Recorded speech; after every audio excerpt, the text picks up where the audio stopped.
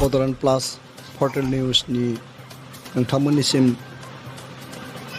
गाहाम हामग्लायनाय हरग्रोबाय आं नैबेनि गेजेरजों मिथिनो लुबैदों बे साननैसो जोङो माजबाद LAC नि सासे ST सोद्रोमा हिसाबै WPT-निफ्राय आबादारिनि जिथु मुवा आरो आइजोफोरनि थाखाय बा संनाय खावनायनि थाखाय जिथु प्रेसार कुकार गेस स्टोव जिथु राननाय हाबाफारि बे साननैसो खालामबाय थानाय जादों माजबाद LAC हिसाबै ओजों माजबाद एरिया आरो ओरैजाय बे धोनस्रि ब्लक आरो ओजों रौता ब्लक बे मोनथाम ब्लकनि आन्दाराव पासनि सेरफां धोनस्रि आरो रौता ब्लक बिनि आन्दारावहा जेखिनि मुवा फैदों एग्रिकालचार किट्स आरो गेस स्टोव प्रेसार कुकार बेखौ रानबाय थानाय जादों दिनै नैबे फाख्रिबारि गामियाव राननाय जादों धोनस्रि ब्लकनि आन्दारनि फाख्रिबारि गामियाव जिखिनि मुवा राननाय जादों बेयो बर्तमान BTC-नि BTR-नि गाहाय मावफुं सोद्रोमा प्रमद बर'नि दैदेननाय आरो आसाम सरकारनि WPT डिपार्टमेन्टनि जिथु मुवाफोर बियो रायजो राजानि थाखाय जथेस्थ' खामानियाव फैगोन जों आसा खालामदों आरो थोंजोङै रायजो राजाया मोननो हानाय बायदियै बिनि बेबस्था खालामनाय जादों जों अफिसनिफ्राय बरननानै रायजो राजाखौ लानानै मुवाफोरखौ राननाय जादों बेवहाय रायजो राजाफोरनिफ्राय जों गोजोननायखौ मोननो हादों गोदोनि दिनाव मुवाखौ लिस्ट होनानै मानसिफोरनि लिस्ट होनानै मुवाखौ बरननानै बहाबा थोंजोङै सोरनिबा गलादाराव लांनायनि खाबु दंमोन नाथाय दानि आथिखालाव बेबायदि गैया थोंजोङै लाबोनानै अनलाइन आपल'ड खालामनानै फट' बेनिफिसारिफोरनो आपल'ड खालामनानै जों होनो गोनां हादों बा होनो हादों बेवहाय रायजो राजाफ्रा जथेस्थ' गोजोनदों आरो बिनि गेजेरजों जिथु दुर्निथिया गैया जागोन जों फोथायनाय दङ आरो जा एसे मोनदों बेजों रायजोफ्रा जथेस्थ' रायजो राजानि सहाय मदद जागोन होननानै जों आसा खालामनो हादों इयुनावबो जथेस्थ' मुवा फैगासिनो दङ गिबियाव जोङो सेमोन आबादारिफोरनि थाखाय एग्रिकालचार किट्स रानबाय गेजेरावनो जों बिजाब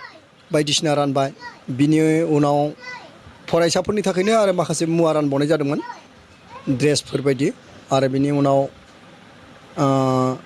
दायो गेजेर ससेयाव जों माबाबो रानबावबाय बे फ्ल'र मिल आटा गुन्दै हालदै बायदिसिना सौग्रा मिलबो रानखांबाय दा आरो एग्रिकालचार किट्स जों रानबावदों आरो साननैसोनि उनाव फरायसाफोरनि थाखाय फरायसालिनि जिथु ड्रेस गाननाय जोमनाय फैगासिनो दङ बेखौबो जों मोनफ्रोमबो फरायसालियाव होनो नाजागोन आरो होनो हागोन होननानै आंहा फोथायनाय दं खुलुमबाय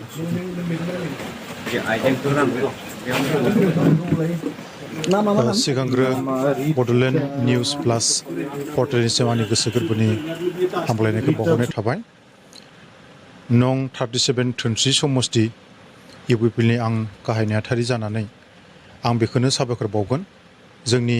प्रमद बर' दैदेननाय सरकार जाय सरकारा आसाम गभर्नमेन्टजों लोगो लाफानानै WPT BC डिपार्टमेन्टनिफ्राय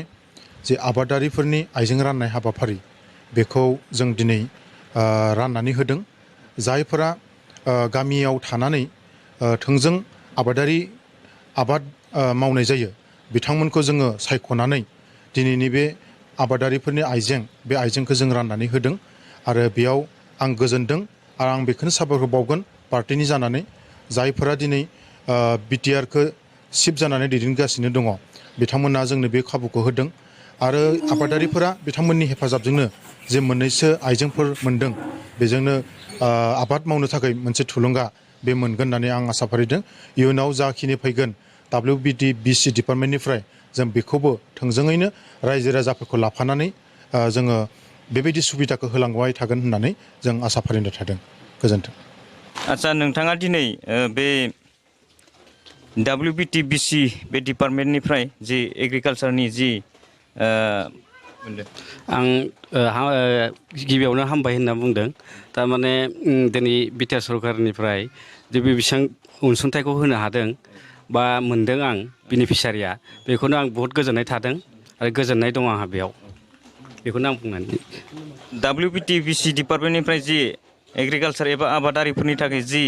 आइजें जि मोनदों बेखौ आदैया मोननानै मादि मोनदों? आं हामबाय होदों बिटिआर सरकारखौ। बेनिफ्राय जिथु आबादारिनि आइजेंफोर मोननायखौ बाहायनो जोंहा नाजादों आरो प्रमदनि बिथांनि जिथु दैदेननायाव जों बेखिनिखौ मोननायखौ हामबाय होनाय जादों।